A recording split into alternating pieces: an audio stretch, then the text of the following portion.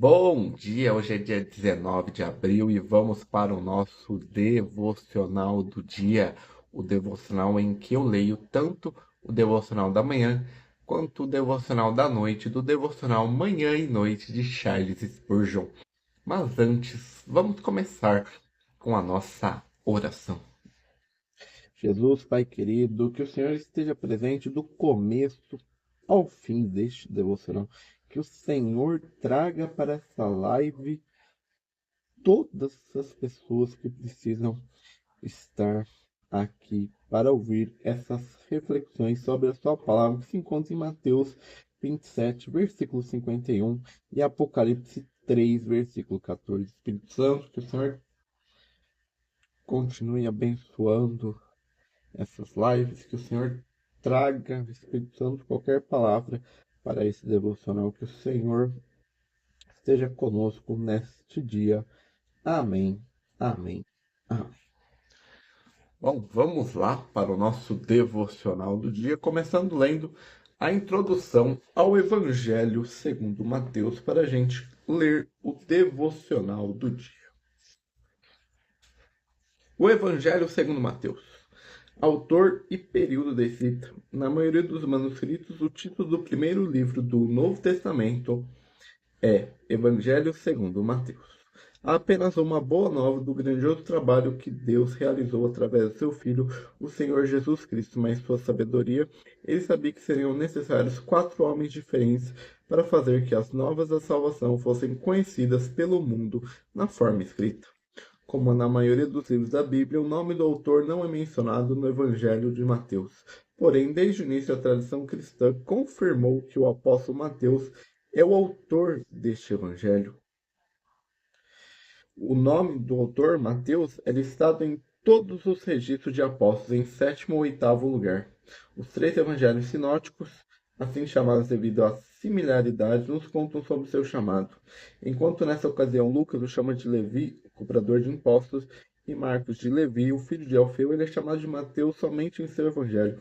Outro fato digno de observação é que ele só é chamado de Mateus o publicano na listagem de seu livro, no capítulo 10, versículo 3. O nome Mateus pode ser rastreado através de nomes hebraicos Matija, Matija, Matanja e Matai, os quais possuem o mesmo significado, presente de Deus. O Evangelho não contém qualquer detalhe sobre o tempo exato escrito, portanto, as opiniões em relação a isso variam consideravelmente. Enquanto alguns pesquisadores acreditam que o Evangelho foi escrito após a destruição de Jerusalém, 70 d.C., outros acreditam que não há fatos que corroboram com isso, e eles datam entre 60 e 70 d.C. O pai da igreja, Irineu, sugeriu que o Evangelho de Mateus foi escrito entre 61 e 66 depois de Cristo. Assunto e propósito dos escritos. O Evangelho segundo Mateus é o mais detalhado em seu formato e o mais claro dos 4 evangelhos. No entanto, essa não é a única razão para ter sido corretamente posicionado em primeiro lugar, mas também porque ele forma uma ligação entre o Velho Testamento e o Novo Testamento. O Evangelho de Mateus contém cerca de 60 citações do Velho Testamento, porém algumas delas apresentam poucas palavras. Um total de 30 citações do Velho Testamento é mencionado na verdade como tal. Coisas que aconteceram na vida do Senhor Jesus estão explicitamente descritas como cumprimento das profecias do Velho Testamento em 14 ocasiões. A intenção do Espírito Santo nesse Evangelho é esclarecida logo no primeiro verso. Jesus Cristo é filho de Davi, filho de Abraão. Portanto, o Messias, o prometido e legítimo rei de Israel, cumpridor de todas as profecias do Velho Testamento. Ao todo, o Senhor Jesus é chamado 8 vezes de filho de Davi. Relacionado a isso, a outra marca importante no Evangelho de Mateus, a frequente menção ao reino messiânico, que é mencionado 50 vezes, considerando que é mais descrito em outras passagens como o reino de Deus. Mateus chama 32 vezes de reino dos céus e usa a expressão o reino de Deus somente 5 vezes. O Evangelho de Mateus é organizado segundo o plano divino. Na primeira metade, o Senhor Jesus é exposto como rei de Israel e apresentado ao seu povo da terra.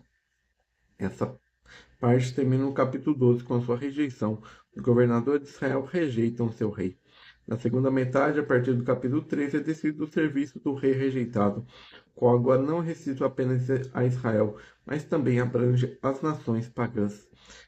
É nessa parte que a Assembleia ou Igreja de Deus, constituída de judeus e gentios, é mencionada pela primeira vez na Bíblia. O serviço de Cristo termina com seu sofrimento e morte, mas também com sua ressurreição e o envio dos apóstolos. Mateus não menciona a ascensão do Senhor aos céus.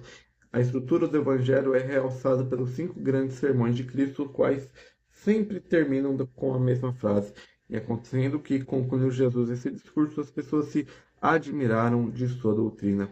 No chamado Sermão do Monte, o Senhor proclama os princípios do reino dos céus, quando enviou os 12 apóstolos para o povo de, quando enviou os 12 discípulos para o povo de Israel, o Senhor os instruiu para que seus servos para os seus serviços como seus embaixadores.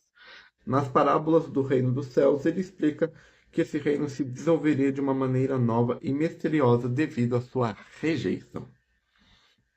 Em seu quarto sermão, o Senhor Jesus apresenta os vários princípios para o comportamento pessoal e coletivo dos seus fiéis. Em seu último grande sermão, sobre os tempos finais, o Senhor Jesus explica aos discípulos o destino de Israel, da cristandade e das nações naqueles tempos, até a sua aparição em glória.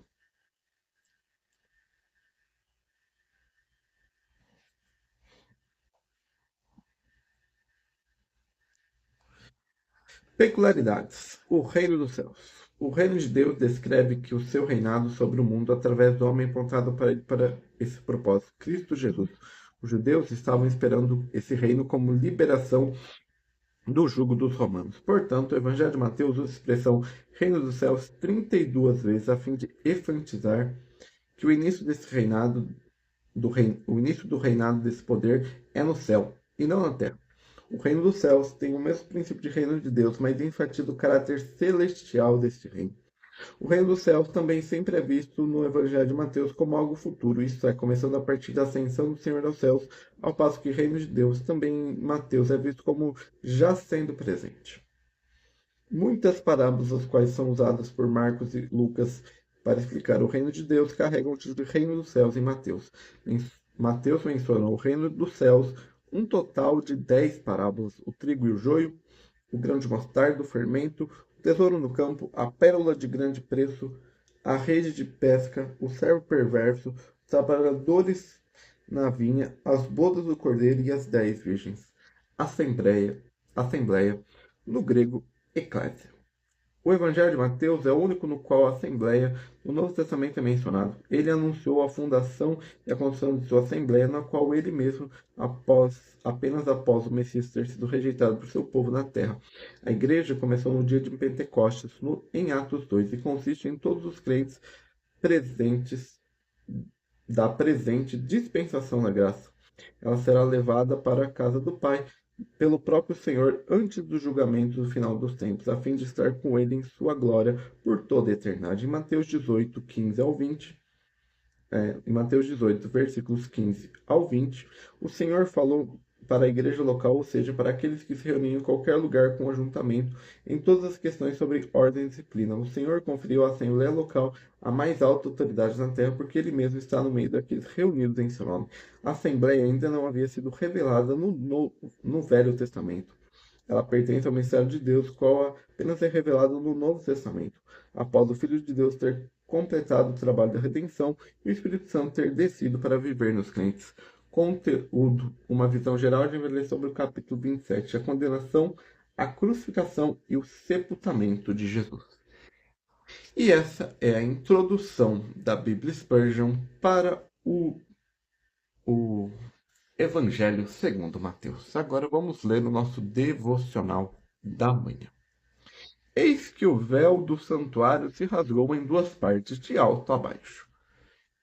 Mateus 27, versículo 51, que foi o versículo base do sermão da semana passada, da terça passada, não essa terça, a terça dia 7. Foi aquele sermão sobre não costure aquilo que Deus rasga. O rasgar de um véu tão forte e espesso não foi um milagre ruim. A intenção não era uma simples demonstração de poder. Há muitas lições aqui para nós. A antiga lei das ordenanças foi posta de um lado com uma roupa desgastada, rasgada e descartada. Quando Jesus morreu, acamparam todos os sacrifícios, porque todos foram cumpridos nele, e assim sendo o lugar onde eram apresentados ficou marcado com um símbolo evidente de ruína. O rasgo também revelou todas as coisas escondidas do antigo decreto. O altar agora podia ser visto e a glória de Deus brilhava sobre ela. Pela morte de nosso Senhor Jesus, temos uma clara revelação de Deus, pois ele não é como Moisés que punha o véu sobre a face. A vida e a imortalidade agora foram trazidas à luz, e as coisas estavam escondidas desde a fundação do mundo são manifestas neles. A cerimônia anual de expiação estava agora abolida. O sangue da expiação que cada ano era aspergido no véu foi oferecido definitivamente pelo grande sumo sacerdote, portanto, o lugar do ritual simbólico foi quebrado. Já não é necessário o sangue de novilhos ou cordeiros, pois Jesus entrou no véu com seu próprio sangue. Por isso, o acesso a Deus agora é permitido. E é privilégio de cada crente em Cristo Jesus. Não foi aberto um pequeno buraco por onde possamos espiar o altar, pois o rasgo foi de alto a baixo. Podemos nos achegar com ousadia ao trono da graça celeste. Erraremos ao dizer que aquela abertura do Santo dos Santos, dessa forma maravilhosa, para o grito de morte de Nosso Senhor, foi a abertura dos portões do paraíso para todos os santos por força da paixão? Nosso ensanguentado Senhor tem a chave do céu. Ele o abriu e ninguém o fechará. Vamos entrar com eles nos lugares celestiais e lá nos assentar com ele até que nossos inimigos comuns estejam sobre os seus pés. E esse é o devocional da manhã. Agora vamos ver a introdução do livro de Apocalipse da Bíblia Spurgeon para que nós possamos ler o devocional da noite. Apocalipse de João. Visão geral do livro. Público, autor e época da escrita. Apocalipse é o único livro profético do Novo Testamento e é a pedra angular da palavra de Deus. As Escrituras Sagradas começam com uma revelação do passado, Gênesis 1, e termina com uma revelação sobre o futuro. O Apocalipse é um livro muito solene que fala muito sobre os juízos divinos, mas também é um livro maravilhoso no qual encontramos a conclusão dos caminhos de Deus até a glória eterna. Assim como todas as outras profecias, o Apocalipse também não é fácil de entender. É por isso que às vezes é chamado de livro de 7 selos. E é muito negligenciado por muitos cristãos. O pensamento principal das profecias do Antigo Testamento e do Novo Testamento é a introdução futura do reino do Senhor Jesus sobre a criação, bem como os eventos precedentes, especialmente a relação a Israel, o povo terreno de Deus. A Assembleia do Deus Vivo, o corpo de Cristo, não é mencionado nas profecias do Antigo Testamento. A Assembleia, ou Igreja, está sujeitada ao mistério divino revelado apenas no Novo Testamento. A Assembleia também desempenha um papel subordinado nas profecias do Novo Testamento. A expectativa dessa Assembleia Celestial não está centrada nos acontecimentos dos últimos dias. Está muito centrada na vinda do Senhor Jesus para arrebatar os crentes. E esse arrebatamento acontecerá a qualquer momento. A maioria das profecias bíblicas, incluindo o Apocalipse, diz a respeito ao tempo após o arrebatamento. E até o presente momento houve muitas tentativas de se interpretar o Apocalipse de maneira diferente. A interpretação pré-téria vê a batalha da cristandade ganhando força contra Roma pagã, terminando com a vitória da fé. A interpretação histórica vê Apocalipse na descrição de todo o período da cristandade. Esta forma de interpretação era bem popular durante o tempo da Reforma. Lutero, por exemplo, viu o anticristo no Papa. O método espiritualizador vê o livro como atemporal, simbolizando a luta entre o bem e o mal. Entretanto, a maneira correta de considerar o Apocalipse é examinar os capítulos 4 ao 22 sobre o futuro. Veja também o 22. Essa visão foi considerada em parte pelos pais da igreja. O livro de Apocalipse é um complemento de cada profecia bíblica. Não pode ser entendido sem que se conheça os profetas do Antigo Testamento. Ezequiel e Daniel, especialmente, nem se conheceram a palavra do Senhor Jesus em Mateus 24, 20, capítulo 24, capítulo 25 e 1ª e 2ª Tessalonicenses. A linguagem do Apocalipse é amplamente simbólica.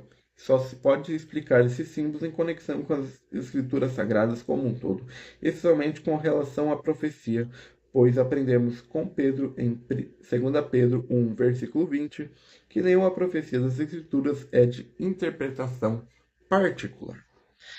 Autor e época da escrita. O Apocalipse é o único livro do Novo Testamento que menciona João como autor. João menciona seu nome 4 vezes no livro. Justino, o Marte, Irineu e o Cânon Muratori, final do século II, confirma que o apóstolo João é o autor. Ele é o autor do 4º evangelho e de 3 epístolas. Irineu também menciona que João escreveu o livro de Apocalipse no final do reinado do imperador romano Domiciano. Este imperador reinou entre 81 e 95 a.C. De acordo com Apocalipse 1:9, João estava na ilha chamada de Patmos, que fica a 80 quilômetros da costa da Ásia Menor, atual Turquia. Foi ali que ele escreveu a revelação de Jesus Cristo por volta de 95 d.C., por ordem de Deus. No entanto, dúvidas em relação à autoria do Apocalipse foram levantadas a partir da época de Dionísio, bispo de Alexandria e aluno de Orígenes, segunda parte do século III em diante. As razões apresentadas para as dúvidas são distinções doutrinárias comparadas com outros escritos de João, bem como a linguagem muito simples do livro. Não há nenhuma razão convincente, no entanto, pela qual devemos duvidar que o apóstolo João seja o autor do Apocalipse. Destinatário. É evidente que o Apocalipse tem um estilo de epístola no começo e no fim. No capítulo 1, versículo 4, após a introdução, segue-se uma saudação. João, às 7 igrejas que estão na Ásia. Graça esteja convosco e a paz daquele que é, era e que há de vir. As palavras finais do livro são semelhantes a algumas epístolas do Novo Testamento. A graça de nosso Senhor Jesus Cristo estejam com todos vós. Amém. Se, contudo, concluíssemos disso que o Apocalipse é destinado às 7 igrejas da Ásia Menor, mencionado no início, entenderíamos mal o propósito do Espírito Santo. As palavras finais de Apocalipse dirigem-se a todos os santos, contradizendo esse pensamento, mas as palavras introdutórias do livro também mostram claramente que o Apocalipse é dirigido a todos os cristãos. Bem-aventurado aquele que lê e ouve essa palavra dessa profecia. O número 7 das igrejas na Ásia Menor é a expressão de perfeição divina e aponta o fato de que a palavra se dirige à igreja ou à assembleia como um todo. Assunto e propósito da escrita. O versículo 1 do Apocalipse já mostra a intenção de Deus, mostrar aos seus servos coisas que em breve devem acontecer. A pessoa de Jesus Cristo, o Filho de Deus e Redentor, está no centro desses eventos futuros. Vemos o Senhor Jesus como o juiz justo no capítulo 1 e como aquele que em breve virá no último capítulo, mas vemos no curso em todo o livro de Apocalipse, repetidas vezes, o Senhor Jesus como aquele que age.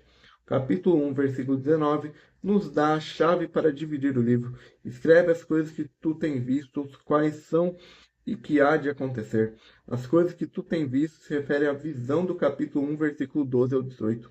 Lá vemos o Senhor como juiz de sua igreja entre as 7 castiçais de ouro. As que só podem se referir às 7 cartas do capítulo 2 e 3, dirigidas às 7 igrejas. Essas igrejas apresentam simbolicamente toda a cristandade do começo ao fim. Finalmente, as que hão de acontecer não mostram os eventos que ocorrerão após a igreja ser arrebatada. São descritos a partir do capítulo 4, versículo 1, onde João ouve as palavras: sobe aqui, te mostrarei as coisas que devem acontecer.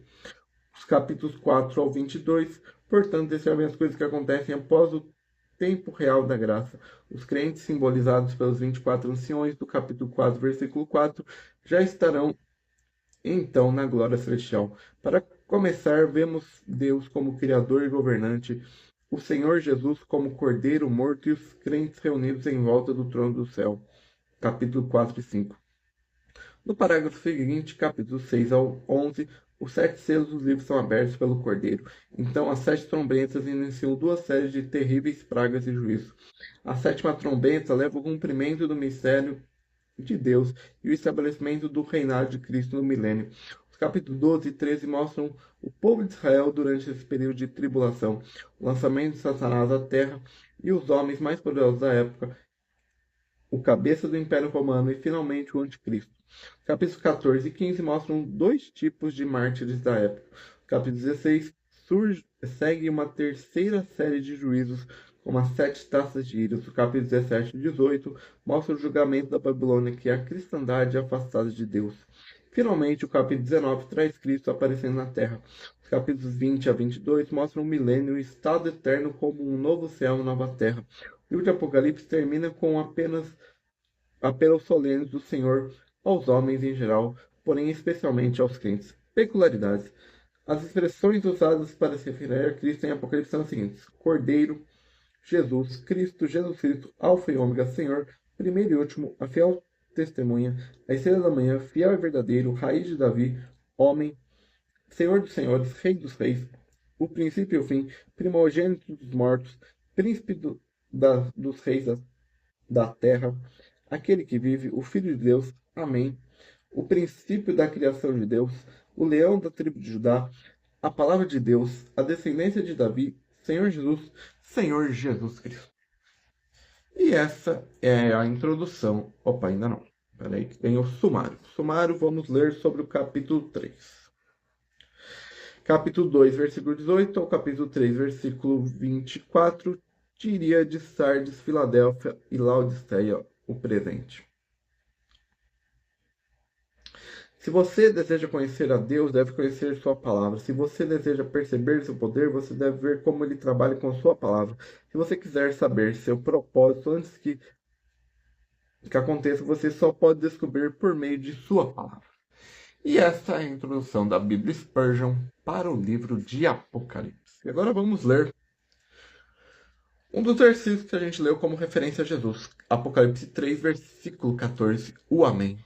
A palavra Amém confirma solenemente aquilo que acontece antes, e Jesus é o grande confirmador, imutável e eterno. Ele é o Amém em todas as suas promessas.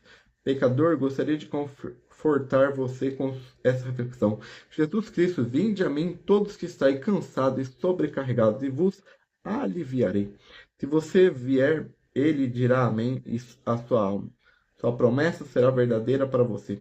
Ele disse, não esmagará a cana quebrada? Ó coração pobre, quebrado e esmagado. Se for a Jesus, ele lhe dirá amém. E isso será verdadeiro em sua alma. Como em centenas de casos em épocas remotas cristãs, não é muito reconfortante também para você que não haja uma palavra saída dos lábios do Salvador e que ele tenha retirado alguma vez? As palavras de Jesus permanecerão quando céu e terra passarão.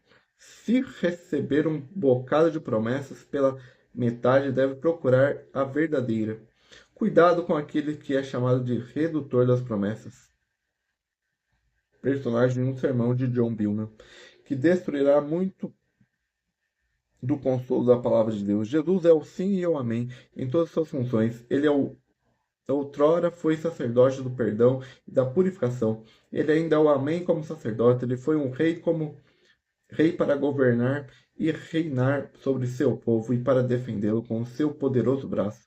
Ele é um rei, amém, continue sempre o mesmo. Ele foi um profeta da antiguidade para preservar boas coisas por vir. Seus lábios são os mais doces de onde ainda flui mel. Ele é um profeta, amém. Ele é o amém quando ao mérito de seu sangue. Ele é o amém quando a sua justiça. Ele é o amém em cada título que ostenta e seu marido nunca busca um divórcio, seu amigo que mantém mais perto do que um irmão, seu pastor presente como você no vale escuro da morte, sua ajuda e seu libertador, seu castelo e sua torre. O chifre, referência aos chifres que ficam nos cantos do altar dos holocaustos no tabernáculo, simbolizando força. Da sua força, sua confiança, sua alegria, seu tudo em todos, seu sim e amém em todos. E esse é o devocional do dia 19 de abril. Amanhã, segunda-feira, nós voltamos com a programação normal. O devocional da manhã aqui no Instagram, por volta das 8 horas. E o devocional da noite lá no TikTok.